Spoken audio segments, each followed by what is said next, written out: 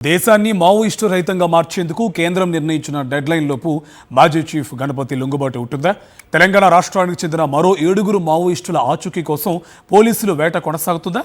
Deadline లోపు తెలంగాణ పోలీసులు ఎదుట మిగిలిన మావోయిస్టులు లొంగిపోతారా? దేశాన్ని మావోయిస్టు రహితంగా మార్చేందుకు కేంద్ర ప్రభుత్వం ప్రకటించిన మార్చి 31 డెడ్లైన్ మరికొన్ని గంటల్లో ముగుస్తుంది.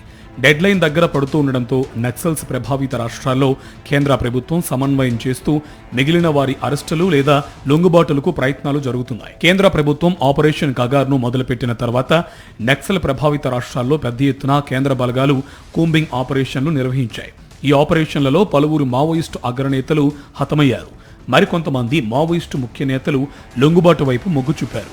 మరికొన్ని గంటల్లో ఈ డెడ్లైన్ ముగుస్తూ ఉండడంతో కేంద్రం తదుపరి చర్యలు ఏ విధంగా ఉండనున్నాయి అనేది ఆసక్తిగా మారింది. ఇటీవలే తెలంగాణ పోలీసులు ఎదుట మావోయిస్టు సెంట్రల్ కమిటీ సభ్యుడు దేవ్జీ, మల్లా రాజీరెడ్డితో పాటు మరికొందరు లొంగిపోయారు.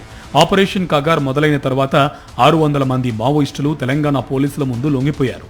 మావోయిస్టు కేంద్ర కమిటీలో తెలంగాణ రాష్ట్రానికి చెందిన పలువురు ముఖ్య నేతలు లొంగుబాటు తర్వాత మిగిలిన వారి పరిస్థితి ఏంటన్న చర్చ జరుగుతోంది. కేంద్రం డెడ్లైన్ కు కొన్ని గంటలే మిగిలి ఉండడంతో మరికొన్ని లొంగుబాట్లు ఉంటాయా అన్న విశ్లేషణలు జరుగుతున్నాయి.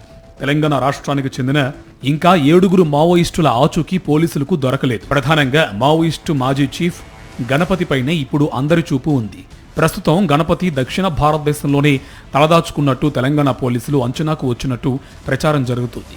మావోయిస్టు సెంట్రల్ కమిటీ సభ్యుడు నరహరి కోసం పోలీసుల ఆపరేషన్ కొనసాగుతున్నట్టు తెలుస్తోంది. తెలంగాణ ప్రాంతానికి చెందిన 7 మావోయిస్టులు రాష్ట్ర సరిహద్దుల్లో తలదాచుకున్నట్టు పోలీసులు గుర్తించారని సమాచారం.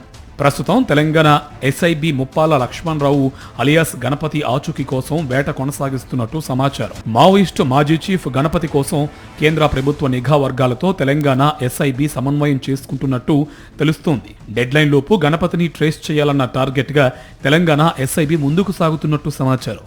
ఇటు మార్చి 31 లోపు తెలంగాణ పోలీసుల ముందు మరికొందరు మావోయిస్టులు లొంగిపోతారని ప్రచారం జరుగుతోంది.